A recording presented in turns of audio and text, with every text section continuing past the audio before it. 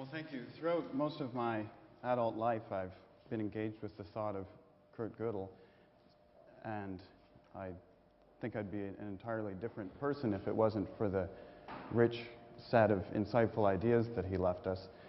And I'm sure that most people in this room feel the same way, so you can understand that it's a great honor to receive this award. I'm grateful for the encouragement and support given to the area and the opportunity to continue to engage with the thoughts of that great mind. What I want to do today is talk about two themes from Gödel that are dear to me. The first concerns the nature of reason in mathematics, and I'm going to approach this through the question of absolute undecidability. That's whether there could be questions which are not just relatively undecidable to a given system, but in some sense absolutely undecidable. The second concerns the question of realism in mathematics, and I want to approach that through the question of whether there could be, in some sense, a bifurcation in set theory, in particular concerning the higher infinite. So what I want to do in this talk is give a very broad brushstroke overview of the development of the field, and with the hope of situating and motivating my current project. So I want you to just sort of get the big picture and not focus on particular details. So the story begins with the incompleteness theorems. The second incompleteness theorem. Assume that piano arithmetic is inconsistent, where PA is a shorthand for piano arithmetic. Then piano arithmetic cannot prove a particular pi01 sentence, namely the pi01 sentence expressing the consistency of piano arithmetic. This raises two questions. Are such statements absolutely undecidable? And the scare quotes around that term are necessary. And do such statements signal a bifurcation in our conception of the structure of the natural numbers? And the answer, of course, is no. And Gödel was quick to point this out. He said in an unpublished manuscript of 1931, the year in which the incompleteness theorem was published, this statement is not at all absolutely undecidable. Rather, one can always pass to higher systems in which the sentence in question is decidable. In particular, for example, it turns out that analysis is a system higher in this sense than number theory, and the axiom system of set theory is higher still than analysis. So we begin with the natural numbers, which I'm going to draw in the form of a triangle, indicating that I'm really thinking of the hereditarily finite sets. And instead of piano arithmetic, I'm really thinking of the theory ZF minus infinity, which is bi-interpretable with piano arithmetic. And then Gödel's theorem tells us there's a sentence which can't be proved, namely con PA. But we follow the outline of Gödel's remark, and we iterate the power set and write down the associated axioms, namely the axioms of analysis or second-order piano arithmetic, and we find that we can prove that consistency sentence. But then another consistency sentence appears, namely the one for second-order piano arithmetic, but we just continue, go to third-order piano arithmetic. And we continue until we get to a level that satisfies ZFC. Its consistency arises. We go to the next level, second-order ZFC, catch the consistency sentence, and this situation continues. Now, depending on whether you're an optimist or a pessimist, you're going to have a different take on this. If you're a pessimist, you're going to think that for every level, there's a problem, namely the undecided consistency sentence. If you're an optimist, you're going to think for every problem that arises, there's another level that solves it. The trouble is that when one iterates the power set operation in this fashion, the greater expressive resources that become available give rise to much more serious candidates for absolutely undecidable sentences.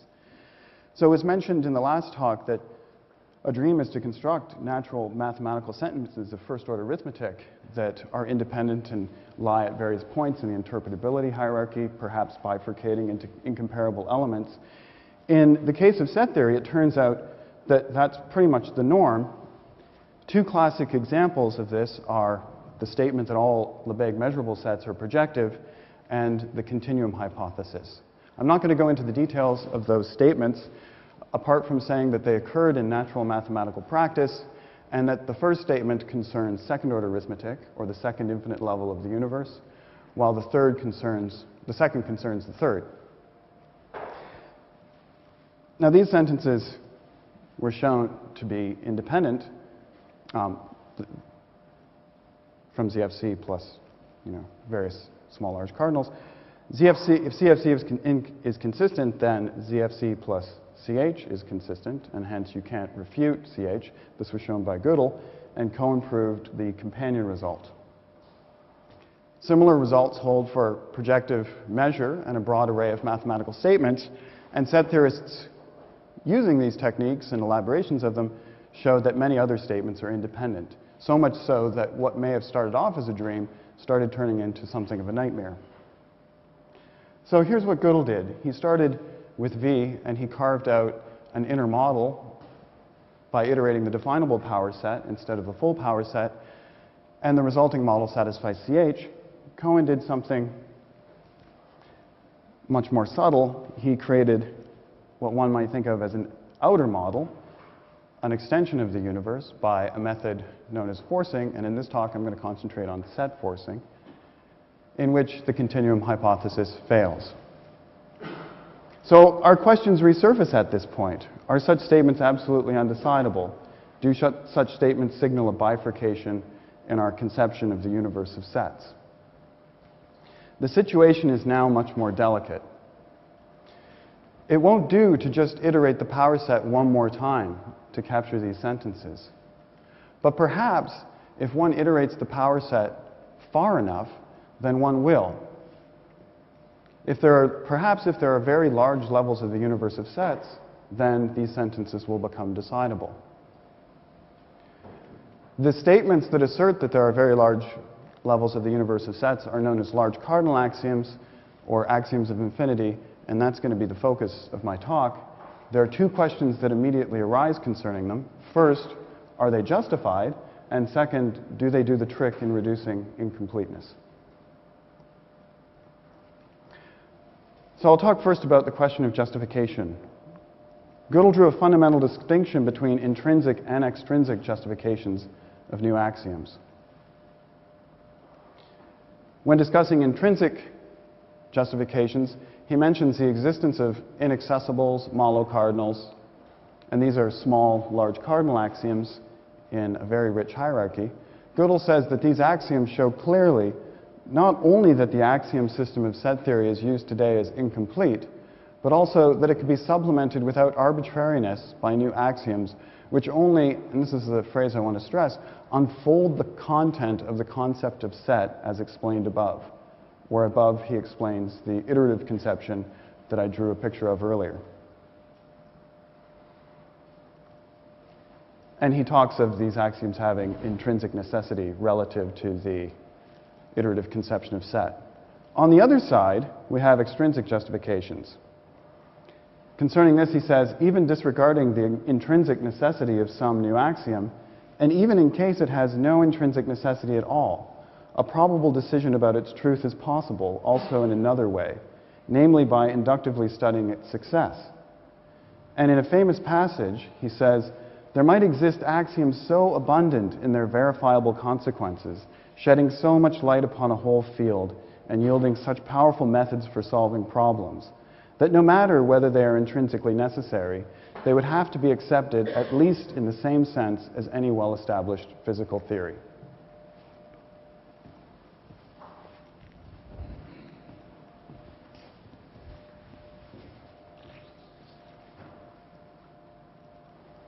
So I want to first talk about intrinsic justifications and then turn to extrinsic justifications. So intrinsic justifications are supposed to unfold the content of the concept of set. Now, an idea inherent in the iterative conception of set is that the universe is absolutely infinite and hence cannot be described from below. So the idea is you take a purported description of the universe of sets, and since it's absolutely infinite, what you've described is an initial segment of it. You've described a set. And reflection principles aim to articulate this. So schematically, a reflection principle has the following form. If V satisfies that some property holds of a given object, then there exists an earlier level of the universe that satisfies that the reflected version of that property holds of the reflected version of that object. And here I've left the nature of reflection unspecified, but it'll get specified progressively as we continue. So there's two issues. Are reflection principles intrinsically justified on the basis of the iterative conception of set? And do intrinsic justifications, do reflection principles lead to a significant reduction in incompleteness?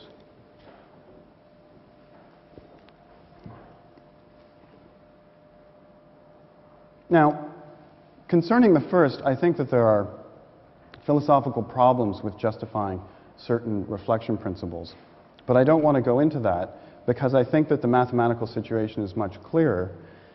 And one can show that even if one can give a philosophical justification of reflection principles of higher order, let's say, then it won't be of much help because they're either weak or inconsistent and hence don't lead to a significant reduction in incompleteness.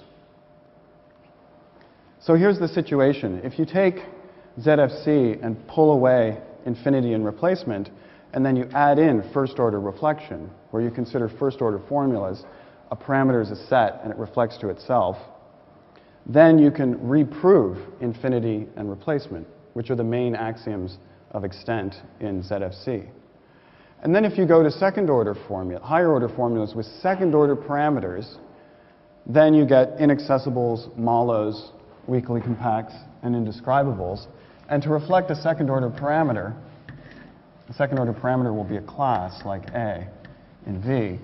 To reflect down to V alpha, you just ask, what would things look like if you were living in V alpha? Well, you would reflect down to A intersect V alpha. So these principles give certain large cardinals. They justify certain large cardinals, assuming that they themselves are justified. They give inaccessibles, malos, weakly compacts, indescribables. The trouble is that as soon as you go to third-order parameters, you get the strongest large cardinal of all, 0 equals 1. So one has to pull back. Now the counterexample that arises motivates a certain restriction on the formulas that's necessary. You have to restrict to what are called positive formulas, and I'm not going to discuss that for reasons of time. But Tate initially isolated this necessary restriction and initiated the study of general reflection principles, and it leads to a hierarchy. The general form is gamma m n, but I'm going to concentrate mainly on the first level, where we have 2 in the superscript, and distinguish between that and all of the remaining levels. So the first theorem is that if there's an Erdős cardinal, kappa omega, then there's a level of the universe which satisfies gamma 2 n reflection for all n. So all the reflection principles on that first layer that I indicated are consistent relative to this large cardinal axiom. Now this large cardinal axiom is quite weak. It's consistent with V equals L, and so it follows immediately that these reflection principles cannot settle our two questions, projective measure or the continuum hypothesis. But Tate showed that those reflection principles are much stronger than what one gets with just second-order parameters. They imply the existence of ineffables. So there's hope that if you go on further to the third layer or the fourth layer, you're going to get significant strength. But it turns out that right at the first layer, you get inconsistency. So this shows that, right at the next layer, so this shows the first layer is weak, the second layer is inconsistent. One might think, well, maybe there's some stuff in between. And there's a way of making that precise, and the last theorem, which is stated informally, says that under a very fine calibration, any attempt to skirt inconsistency leads to weak principles. So we can say this: general reflection principles are either weak or inconsistent. They do not provide large cardinal axioms that yield a significant reduction in incompleteness. So the two questions, the two themes I'm dealing with are to be asked. Are projective measure and CH absolutely undecidable? Do they signal a bifurcation in set theory?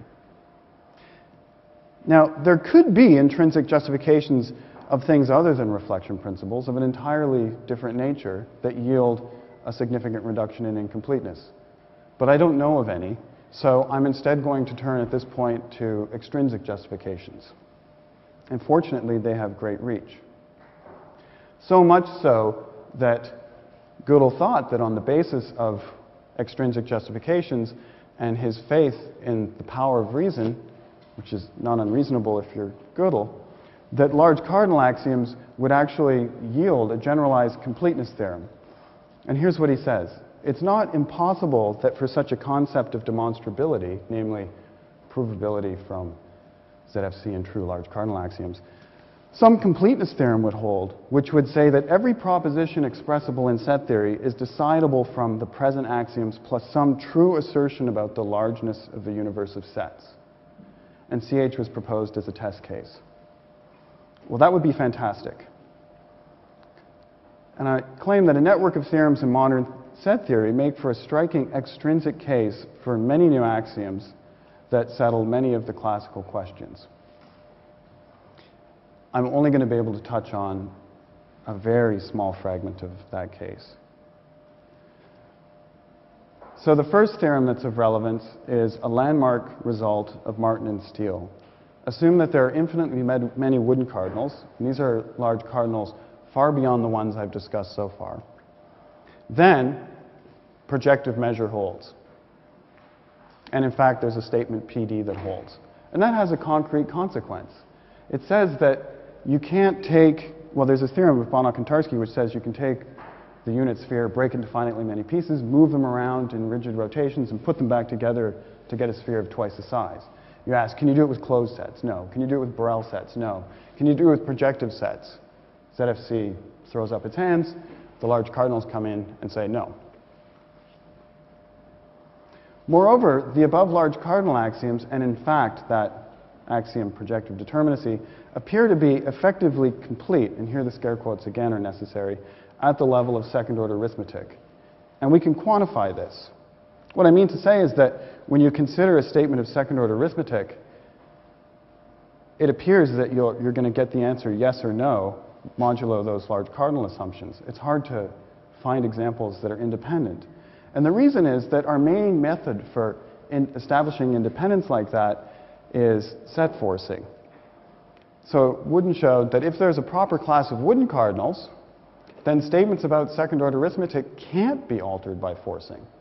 So you can't use that method to establish the independence of a statement about second-order arithmetic from the assumption that there's a proper class of wooden cardinals. And it's not that the large cardinals are throwing a wrench into the machinery of forcing. In fact, they're giving you more generics. Now, there's something I want to mention which is pretty much as an aside, but it's just for purposes of comprehensiveness. The case for that axiom PD is even stronger. In fact, there's evidence for the claim that all sufficiently strong natural theories imply PD. So if you move up the interpretability hierarchy and you land at natural theories, the claim is that they're going to imply PD. And here's just two examples. I won't go into the details. The first concerns concerns omega 1, and the second concerns forcing axioms. So you've got a structure on omega 1, the first infinite cardinal after omega, and then you've got this forcing axiom. They both imply PD. They both imply ADL of R. Those two theories have nothing to do with one another. They're from completely different realms of mathematics. In fact, they're incompatible. So you have incompatible theories that are all pointing to this one axiom. So we have extrinsic justifications of axioms yielding projective measure. Unfortunately, the above considerations do not lift to the level of the continuum hypothesis. In particular, by a result of Levy and Solovay, standard large cardinal axioms don't settle CH. But as an aside, an intriguing possibility is that there are new large cardinal axioms yet to be discovered which don't fall prey to the Levy-Solovay result and do settle CH. So the situation is this: the large cardinal axioms are settling the theory, effectively settling the theory of second-order arithmetic. But when you go to the next level, third-order arithmetic, right at the beginning, they don't work. So in choosing CH as a test case for his program, Gödel appears to have put his finger precisely on the point where it breaks down. And then back to the two themes, our question remains, is CH absolutely undecidable? Does it signal a bifurcation? So I think we're at crossroads. What we need to do at this stage is stand back and ask, first, what would it take to have an acceptable resolution of CH and the other questions of set theory? So that's on the positive side. On the negative side, what would it take to have confidence that such questions are absolutely undecidable or signal a bifurcation in set theory? So I think we need to examine the space of possibilities both for an acceptable resolution of CH and for the claim that there is no acceptable resolution. And that's what I want to start doing in the last part of the talk. So we saw that large cardinal axioms give a complete picture of second-order arithmetic, and complete in scare quotes, and in fact L of R, and I want to start sharpening that, start peeling away those scare quotes. Well, I'm not peeling it away with this picture, but so in this picture what I've done is I've shown that the level of second-order arithmetic, V omega plus 1, that's the power set of V omega, the hereditarily finite sets, is frozen. So we understand that in the sense I'm going to make precise. So what we're going to do is reformulate generic absoluteness, that is the unchangeability of second-order arithmetic via set forcing, by using a strong logic that's designed to mod out the effects of forcing. So here's the idea. You take V and you look at its forcing extensions, continuing off, and in fact we're going to look at rank initial segments of those, and you construct a logic which takes those as your test models. Just as first-order logic takes as its test models any models, so this strong logic is going to take as its test structures rank initial segments of generic extensions. And here's the definition due to Wooden. Suppose T is a countable theory in the language of set theory and phi is a sentence. Then T omega implies phi if and only if, for any rank initial segment of a generic extension, that is any model in this class of test structures, if it satisfies T, then it satisfies phi. So it's just the standard definition of logical implication, except where you restrict the test structures. Now, this logic is robust in the following sense. If you have large cardinals, then set force as you might, you're not going to change the consequence relation. So if one universe thinks that T omega implies phi, and you force and go to another universe, in that universe, the people are going to agree that T omega implies phi. There's going to be no disagreements. So that's in contrast to something like full second-order logic.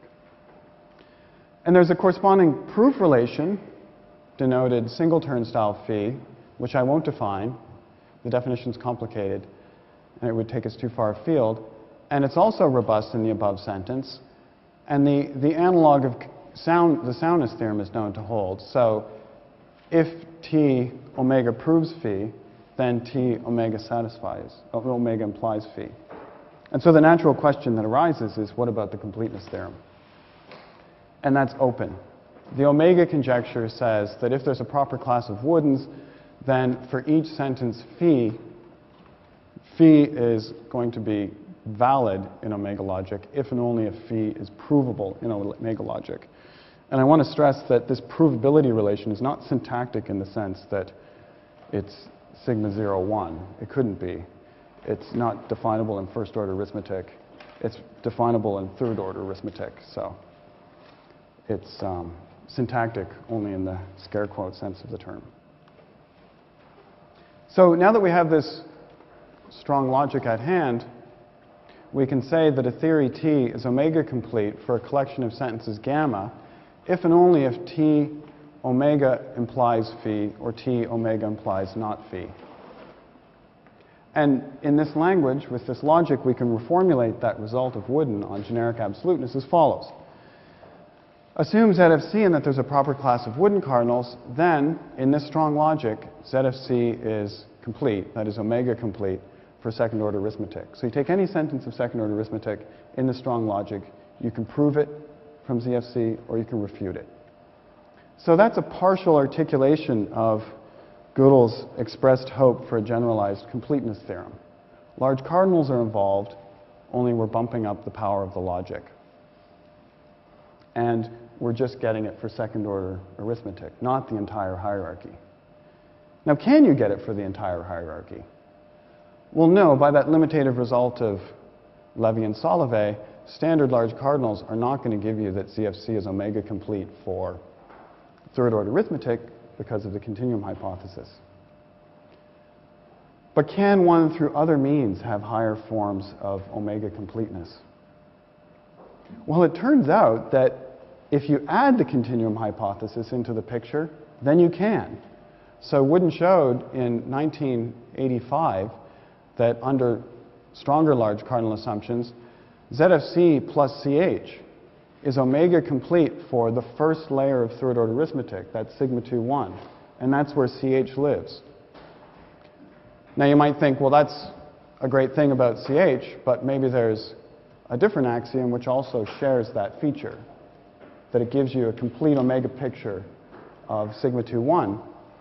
And it's fairly easy to show that up to omega completeness equivalence, CH is the unique such sentence. So if you have any other sentence, then it's omega complete for sigma 2, 1. So that might incline you to CH. But there's a companion result for not CH. Assuming the omega conjecture, which is the completeness theorem for omega logic, if there's a proper class of Wooden cardinals, then there's an axiom A such that ZFC plus A is omega satisfiable, and it's omega complete for the structure of H omega 2, which is a different way of stratifying the universe than the one I mentioned. But CH lives at that level. And any such axiom A has the feature that it omega implies that CH fails in that structure. Now, the question I want to ask is whether one can go further.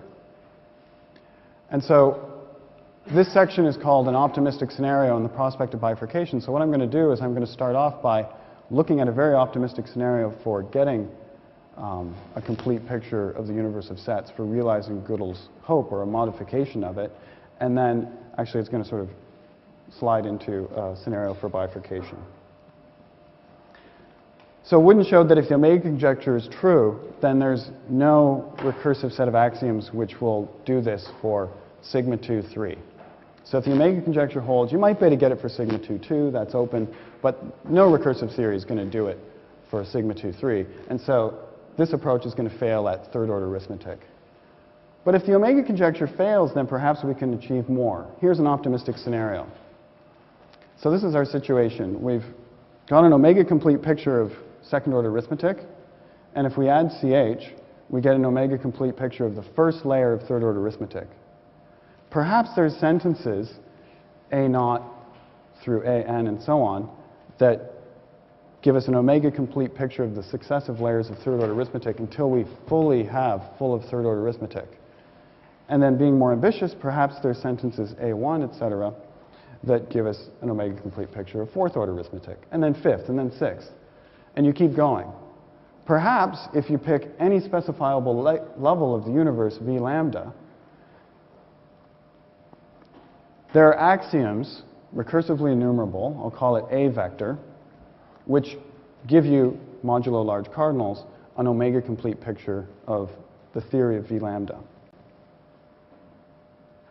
So here's the scenario. For each specifiable fragment, V lambda of the universe of sets, there's a recursive set of axioms, A vector, such that ZFC plus large cardinal axioms, where I'm using that as a placeholder for anything, so I want the scenario to be as general as possible, plus A vector is omega complete for the theory V lambda. And the optimistic scenario adds the following uniqueness condition. If B vector is any sequence with this feature, then just as in the case of CH, you've got uniqueness modulo omega logic. So if this scenario were to be the case, then you would have a single omega complete picture of V lambda. So it would be a modification of Gödel's conjectured completeness theorem. It would say there is a sequence which gives it, and all such sequence give it.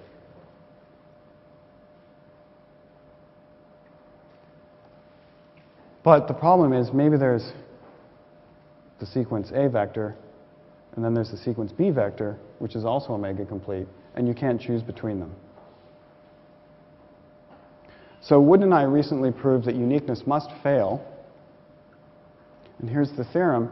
If there's a proper class of Woodens, and you take v lambda to be some specifiable fragment of the universe, and you suppose that you've got an A vector which will give you an omega complete picture for that, the theory of v lambda, then there exists a B vector such that it also gives you an omega complete picture, but the two theories differ in omega logic on CH. So in one picture you'll have CH, and in the other picture you'll have not CH. So the general idea here is, for a scenario for bifurcation, you want to write down everything you could hope for new axioms, and then prove theorems of the form, if you've got a sequence of axioms meeting those constraints, then you have a competing sequence of axioms also meeting those constraints, and one will have CH or one will have not CH, or one will have phi and one will have not phi for other sentences. In fact, it's not just CH, there's a radical bifurcation into a broad array of omega complete pictures. So the situation is this: if the omega conjecture holds, then existence fails, for third order arithmetic already. And if the omega conjecture fails, then existence may hold, so that looks like an optimistic scenario, but it's not very optimistic because uniqueness must fail, and so you've got bifurcation in that sense. And this scenario in which the omega conjecture fails and existence holds, and hence uniqueness fails, is an interesting one. And there's an analogy with special relativity, which I want to touch upon in the last few minutes. So prior to the advent of special relativity, it was thought that there was a preferred foliation of space-time into simultaneity slices, and one was living in what's now called Newtonian space-time. And it was thought that there was absolute significance to questions of the form, is A absolutely simultaneous with B? But then with the development of special relativity, we found a case where, for reasons internal to physics, that view became suspect. And now there's no absolute significance to statements of the form A is absolutely simultaneous with B. Rather, you have to pick a vector in Minkowski space, which is the replacement of Newtonian space, and that vector will give you a foliation of the universe. It'll give you a copy of Newtonian space, as it were, lying in Minkowski space. And if you pick a different vector, you get a different version of Newtonian space. So the analogy, which is a bit of a stretch, would be the following fanciful idea. Instead of the universe of sets, you have an analog of Minkowski space, and you pick a vector, namely a vector, a recursive sequence, and that gives you one omega complete picture of the universe. And then you pick a different vector, B vector, and that gives you a different omega complete picture. And CH is seen to not have absolute significance, but rather it's relative to a choice of a vector. Now that's a bizarre picture, and I have no clear idea of how to make philosophical sense of it. But I think that that's what one would have to do if one were to defend the idea of CH being absolutely undecidable or signaling a bifurcation. So in summary, I just want to say this is just one example of what I have in mind.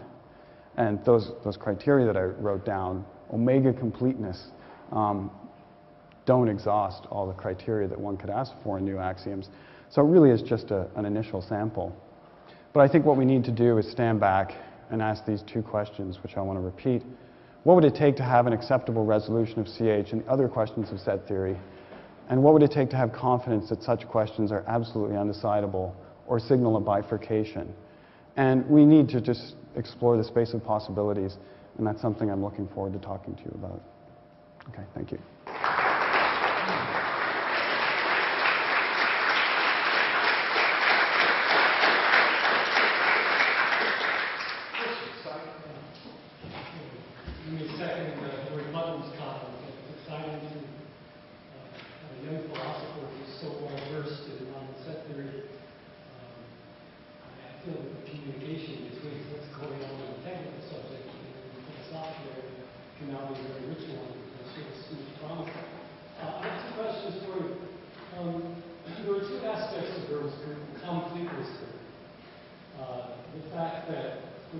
Technically, axioms are complete in the sense of capturing this and the other that they be sound. That is, anything you prove in your logic is actually have you contemplated this question for Omega logic? That is, I understand you're looking at the completeness aspect of Omega logic, the axioms which in the context of that logic can be complete. But one must also examine the soundness of Omega logic. And this sort of brings up, I think, a serious issue that perhaps a number of sectors are uncomfortable with, which is whether verifying the implication of set generic extensions of the universe is sufficient to really establish the validity of that implication. So that's my first question. The second is perhaps more specific with regard to reflection principles. Megador showed many years ago that supercompactness, which is generally accepted and consistent with cardinal assumption, is equivalent to, in fact, a conjunction of a hierarchy of reflection principles, a so-called gap reflection. And I'd be very interested in discussing with you to what extent these reflection principles might be posited as intrinsic based on your concepts. Yeah. As whether, in the sphere of taste reflection, these gap reflection principles can be used intrinsic, and therefore as a way of providing the strength we're looking for. Okay. Concerning the first question, I think I need to get a bit more clarification because the soundness theorem is known to hold in the form that if T omega implies phi, then T omega proves phi. So you're asking for soundness in a different sense? Yeah, and more, basically, is it enough to look at such generic extensions in order to establish the validity of the statement? Oh. In that sense, I'm not comparing Lewis and technical. Yeah. Tactical issue with this. Right. So really what you're asking is, why not change... What our concept of universe in set theory is, whether set genericity is really compatible. Yeah. So that's really asking the question, why in considering omega logic do you only look at the space of initial segments of set generic extensions? Why not look at the space of initial segments of class generic extensions, for example? Yeah. The motivation for that is the seeming universality of set forcing with regard to independence for statements about L of R and things like that. In regard to independence of statements of L of R and things like that. So here's a question that I don't know the answer to, that if there's a proper class of wooden cardinals, can you find a natural statement about L of R that you can show is independent using class forcing? We know you can't with set forcing. Can you with class forcing? So I think the motivation for the restriction is just the fact that we don't have an answer to that question. Or at least I don't. But that would be a great answer. I mean, a great question to answer.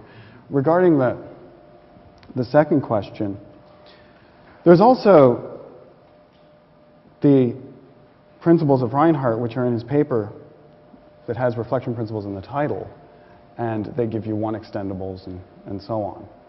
But those principles don't say that properties about the universe of sets reflect to a level. Rather, they're more projection principles. Or you can have principles saying that there are two levels of the universe which resemble each other a great deal. And I've thought a lot about how one can try to give an intrinsic justification of those principles, but I haven't found anything, convincing. So, but yeah, it would be great to talk about that. Next question, sir. This may be outdated by these negative results, but I was under the impression that William agreed with Gödel that the continuum hypothesis is probably decidable or false. Yeah. Sounds a little different from this. Yeah, I'm inclined in the direction that it's decidable, and I don't have any real view about whether it's false. I mean, it's the picture where it's false. There's a lot of statements, forcing axioms, which imply that the continuum is Aleph 2. There's an abundance of theorems which seem to be pointing at Aleph 2. I just think that we need to do a lot more investigation before we can settle on anything like that. So so really, on the first track, there are some scenarios involving, Wooden has some scenarios now involving an analogy between L of R and the structure theory of a very large model, L of E lambda plus 1. And there's conjectures about the parallel between those two, which could very well lead to new axioms that settle CH. So maybe I can just say something about that. In L of R, you start with V omega plus 1, and you build the constructible universe. And AD is a good theory of that model because you get that you can't change the statements by set forcing, and we know a lot about it. Then there's this other model, V lambda plus 1, and corresponding to that, you have an embedding axiom, which I'll write EI, though it has different names. And it turns out that, remarkably, the structure theory of this model, I should say this is at the edge of inconsistency.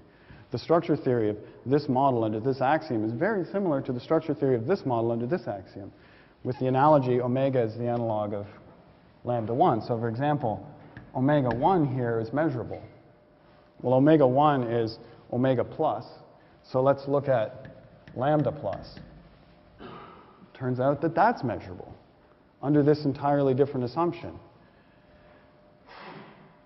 And the structure parallel is so rich that if you get a theorem here, you can start seeking for the analog theorem over there, and chances are you find it. But there's gaps in the picture. And one thing you can do is start adding the gaps. You can say, OK, based on the analogy, A should hold. Based on the analogy, B should hold. And then there are certain questions which become open. For example, does this imply CH? Does this refute CH? So it could be the case that once you get the structure theory of this model, and that would be like a quasi-large cardinal axiom, you actually get principles that settle CH. So I want to explore both possibilities for an acceptable resolution and a non-acceptable resolution. But I want to sort of see where things end up before coming to some kind of conclusion about whether it has a determinate answer. Well, I think we've exhausted our time. And me. Let's take a speaker, please.